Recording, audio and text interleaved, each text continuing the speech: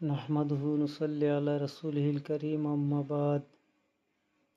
সম্মানিত প্রিয় দেশবাসী, আজকে আমরা মর্মাহত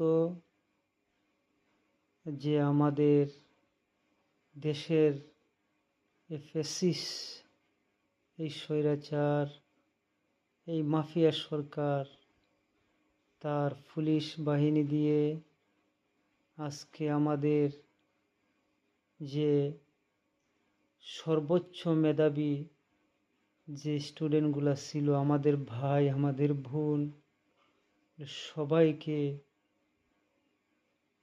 গুলি করে করে রাস্তার মধ্যে এরকম মেরে ফেলা হয়েছে।